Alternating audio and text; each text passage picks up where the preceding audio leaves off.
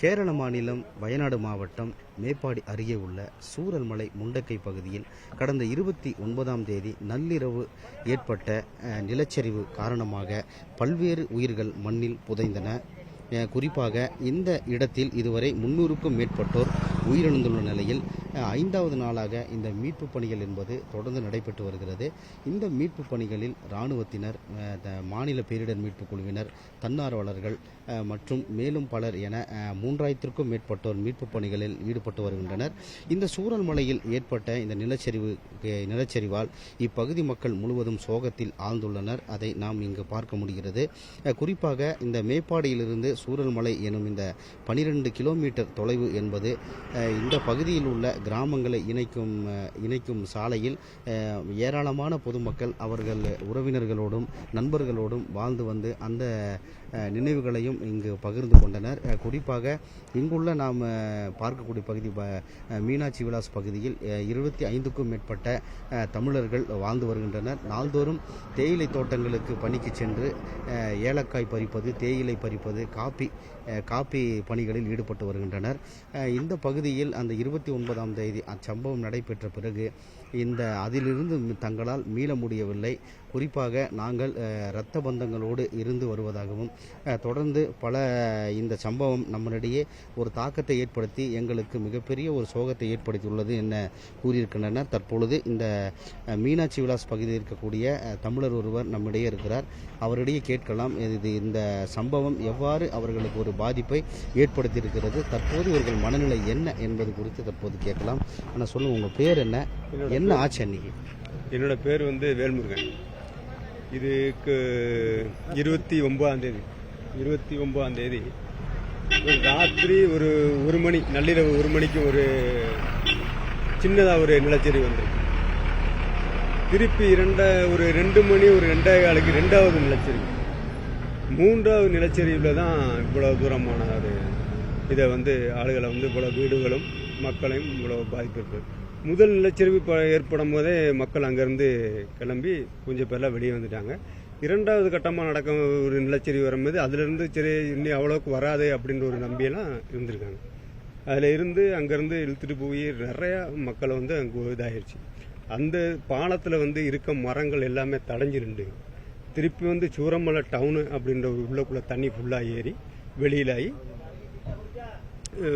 போய் டவுனும் மொத்தமாக இதாக அப்போ அந்த சேதம். இந்த ஒரு சூழ்நிலையில் நாங்கள்லாம் நம்ம நிறையா தெரிஞ்சவங்களும் இருக்காங்க, அவங்க கூட நம்ம பழக்கமானவங்க, அப்படி நண்பர்கள், அப்படி இந்த மாதிரிலாம் நிறையா பேர் தண்ணியில் இந்த மாதிரி இழுத்துட்டு போயிருக்கு.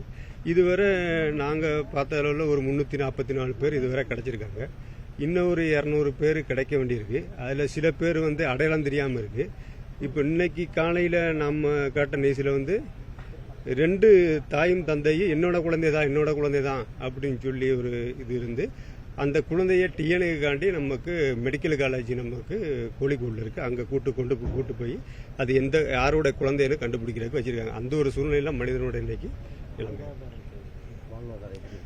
வாழ்வாதாரம் ரொம்ப மோசமான நிலையாக தான் இருக்குது. என்னன்னு கேட்டிங்கன்னா, நிலச்சரிவு ஒரு பக்கம் இருந்தாலும் 2வது கட்டமாக எல்லாமே தோட்ட தொழிலாளினால இயல்பை விட அதிகமான மழைகள் பெய்யறதுனால ஏலக்காய் கூட இந்த வருஷம் விளைச்சலும் கம்மியாக இருக்குது. நிறையா செடிகள் மோசமானதும் திருப்பி நம்மளும் 10-15 நாள் வேலைகள் இல்லாமையும் ஒரு திண்டாட்டமான ஒரு சூழ்நிலை தான் போயிட்டு இருக்கு.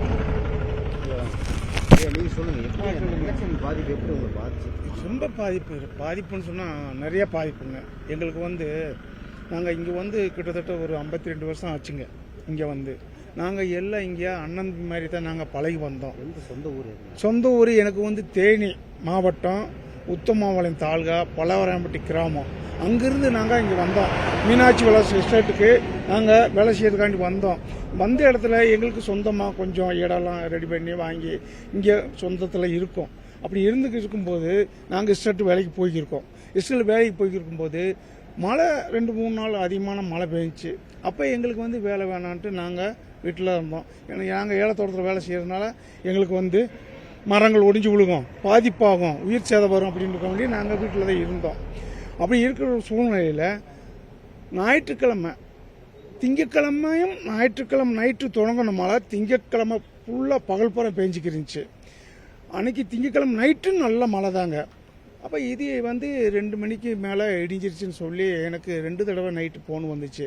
எங்கள் பார்ட்டி ஆஃபீஸ்லேருந்து கூப்பிட்டுருந்தாங்க, இந்த மாதிரி இடிஞ்சிருச்சு, முண்டக்கயத்துலேருந்து இடிஞ்சு சூரமலை அப்படியே வெள்ளேரி மலை எல்லா பக்கம் ரொம்ப பாதிப்புன்னு சொல்கிறாங்க. நாங்கள் போய் இன்னும் பார்க்க முடியல, இருட்டுனால கரண்ட் கிடையாது, ரொம்ப இருட்டாக இருக்குது. அதனால் உங்கள் பக்கம் எப்படி இருக்குது அப்படின்னு கேட்டாங்க. நாங்கள் சொன்னோம் எங்கள் பக்கம் கொஞ்சம் சேஃப்டியாக இருக்குது அப்படி சொல்லிட்டு காலையில் நாங்கள் 6 மணிக்கெல்லாம் எந்திரிச்சு நாங்கள் போய் பார்த்தா பயங்கரமான சேதம்.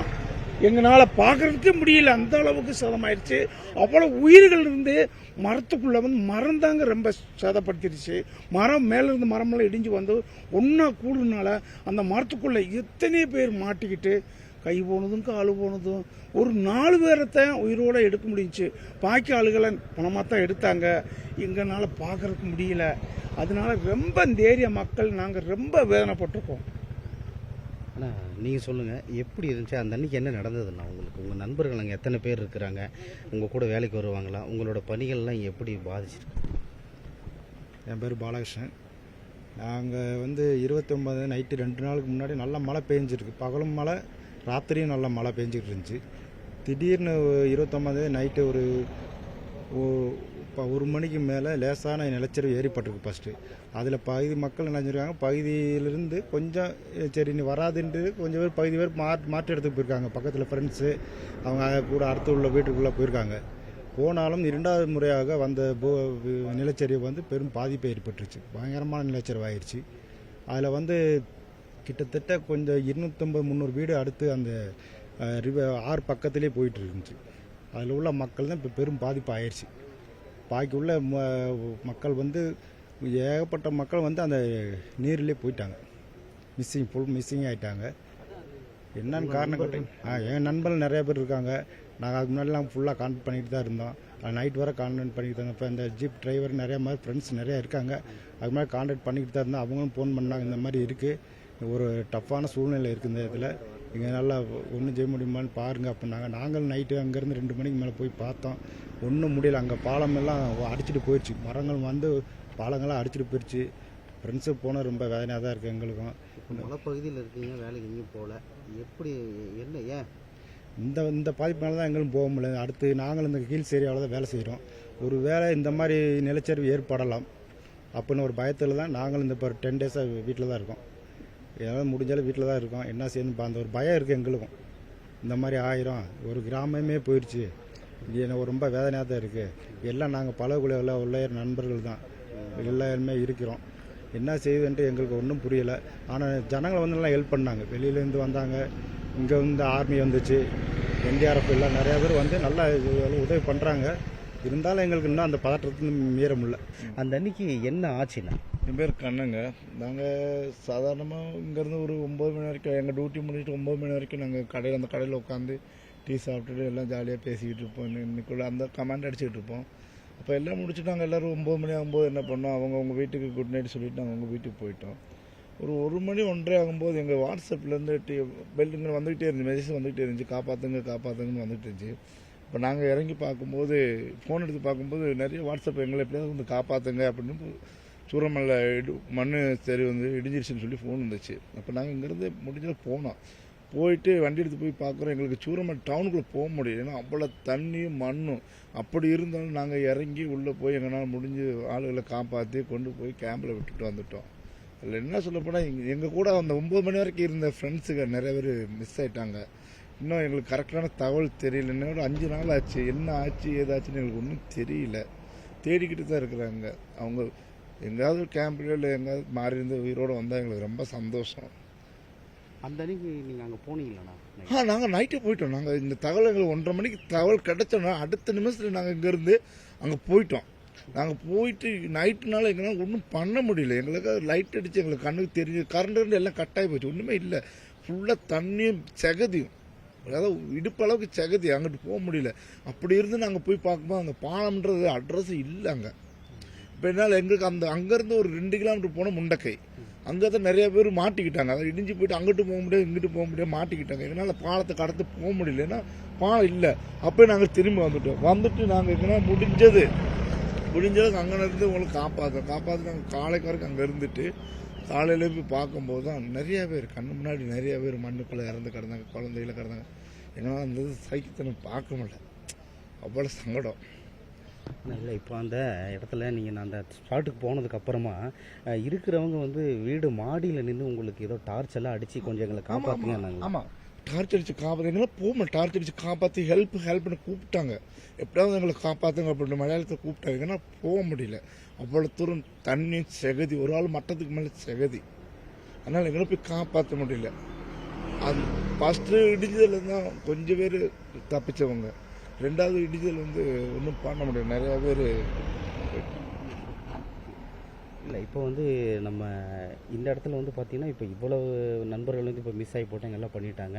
இந்த இடத்துல இப்போ 24 மணி நேரமும் இங்கே போகிறவங்களுக்கு மீட்பு பணிகளுக்கான இலவசமாக உணவு வழங்கிட்டு இருக்கீங்க. கண்டிப்பாக எத்தனை நாளாக இது பண்ணுவீங்க? இப்போ என்ன எங்களால் முடிஞ்சதுக்கு இந்த ஏதாவது என்ன சொல்கிறது, அங்கே எவ்வளோ தூரம் தேடி ஆளுங்க வர்றாங்களோ எங்களால் முடிஞ்சதுக்கு மேலே நாங்கள் பண்ணுவோம்.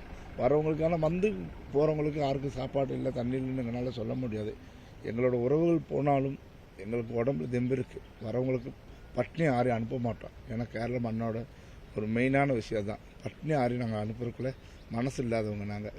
கண்டிப்பான முறையில் எங்களால் முடிஞ்ச அளவுக்கு நாங்கள் வரவங்களுக்கு உணவும் சாப்பாடும் கண்டிப்பாக கொடுத்துருக்கோம். நாங்கள் இங்கே வந்து 52 வருஷம் ஆச்சு. நான் வந்து இப்போ வந்து 5 நாளைக்கு முன்னாடி சூர்ணமலை முண்டக்கயத்தில் மழை இடிஞ்சு நிறைய வீடுகள் சேதமாயிருச்சு. அங்கே உள்ள ஆளுகளை நிறைய பேரை கொண்டு தண்ணி இழுத்துட்டு போயிடுச்சு. அதில் சில பேருக்கு கிடைச்சாங்க, சில பேர் கிடைக்கல, இன்னும் தேடிக்கிருக்காங்க. தேடும்போது சில ஆளுங்க பகுதியிலேருந்து வர்றாங்க, கை கிடைக்குது, கால் கிடைக்குது. இதிலிருந்து சுமார் ஒரு 40 கிலோமீட்டர் 50 கிலோமீட்டர் கீழே நிலம்பூர்னு சொல்கிற இடத்துல நிறைய பிரேதம் எடுத்திருக்காங்க. இன்னும் தேடித்தான் இருக்காங்க. நிறைய பேர் எங்களுக்கு முகம் தெரிஞ்சவங்க, பழகினவங்க இல்லாமல் போயிட்டாங்க. இதை நினச்சி எங்களுக்கு ரொம்ப வத்திரிச்சலாக இருக்குது. நாங்கள் என்ன செய்கிறது, ஏது செய்யறது ஒரு நிலையில் இப்போ நாங்கள் நிற்கிறோம். எங்களுக்கு வந்துட்டு ஸ்டேட்டில் வந்து ஏலத்தோட்டம், எங்களுக்கு வந்து இந்த சம்பவம் நடந்த பிற்பாடு நாங்களா வேலை நின்றுக்கிட்டோம், வேலைக்கு போகிறது இல்லை. காரணம் எங்களுக்கு வந்து ஏலத்தோட்டம்லாம் மரங்கள் கூடுதலாக இருக்குது. அதனால எங்களுக்கு அங்கே வேலை செய்ய முடியாது. அதனால் நாங்களாம் வேலை வேணாம்ட்டு மழை வெறிக்கட்டும், இந்த சம்பவமும் தீரட்டும், அதுக்கு பிற்பாடு அதை பார்த்துக்கலாம் அப்படின்ட்டு நாங்கள் இருக்கோங்க. எங்களுக்கு வந்து வெளியில் உள்ள ஆளுகளும் இங்கே உள்ள ஆளுகளும் வெளி மாநிலத்தில் உள்ளவங்களும் நல்லா சப்போர்ட் பண்ணுறாங்க. அது மட்டும் இல்லை, இங்கே வேலை பார்த்துக்கு இருந்தவங்களுக்கு உணவுகள், குடிக்கிறதுக்கு தண்ணி எல்லாம் போதுமான அளவுக்கு செஞ்சு கொடுக்குறாங்க. நாங்கள் வேலைக்கு போகாத காரணம் வந்து மழை கூடுதலாக பெஞ்சிச்சு, மரங்கள் இருக்கிற ஏரியா.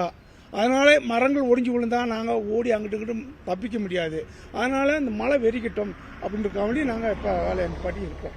எத்தனை குடும்பம் இருக்கு? நாங்கள் எத்தனை குடும்பம் இருக்கு? இங்க தமிழ் குடும்பம் எத்தனை பேர் இருக்கு? தமிழ் குடும்பம் நாங்கள் வந்து ஒரு 45 குடும்பத்துக்கு மேலே இங்கே இருக்கோம். எத்தனை வருஷமா இருக்கீங்க? நான் வந்து 52 வருஷம் ஆச்சு இங்கே வந்து வயநாட்டுக்கு வந்து. இந்த மாதிரி பிரச்சனை இதுக்கு முன்னாடி நீங்க பாத்துருக்கீங்க? நிறைய பார்த்துருக்கோம். இதே புத்துமலை இதிலிருந்து 2 கிலோமீட்டருக்கு அப்புறம் 5 வருஷத்துக்கு முன்னாடி இதே மாதிரி ஒரு சம்பவம் நடந்துச்சு. அதில் வந்து உயிர் சேதம் கூடுதல் கிடையாது, கொஞ்சம் தான். அதனால அதிலிருந்து மீடியேரிக்கு வர்றதுக்கு முன்னேவும் இந்த சம்பவம் நடந்துருச்சு. இது ரொம்ப எங்களுக்கு வேதனையாக இருக்கு. இப்போ டெய்லி போனாதான் உங்களுக்கு வருமானம்? எங்களுக்கு நாங்கள் வேலைக்கு போனால் தான். அப்போ இந்த ஒரு எத்தனை நாளாக நீங்கள் வேலைக்கு போனால் நாங்கள் என்ன எப்படி பார்த்துக்கிறாங்க உங்களுக்கு? எங்களை வந்து நல்லா தான் பார்த்துக்கிறாங்க. அதில் ஒரு குறைவு கிடையாது எங்களுக்கு. அப்படியெல்லாம் நாங்கள் குறைவுன்ற எதுவும் சொல்ல முடியாது. நாங்கள் வந்து தமிழ் ஆளுக, கேரளா மக்கள் தமிழ் ஆளுன்ற எந்த வேற்றுமையும் கிடையாது. நாங்கள் எல்லாம் அண்ணன் தம்பி போல ரொம்ப சந்தோஷம் ஹாப்பியாக தான் இருந்தோம். இந்த சம்பவம் வந்து எல்லாத்தையும் உளிக்கிருச்சு, எங்களை ரொம்ப வேதனைப்பட்ட அளவுக்கு செஞ்சிருச்சு. அதனால இப்போ ரொம்ப வேதனையாக இருக்குது. அதனால நாங்கள் போய் நேரடியாக பார்த்தோம். எத்தனை ஆளுகளையும் பார்த்து ஆறுதல் சொல்லி தான் வந்தோம். எங்களால் அதான் செய்ய முடியும். அதுக்கு மேலே எங்களால் ஒன்றும் செய்யறதுக்கு இல்லை.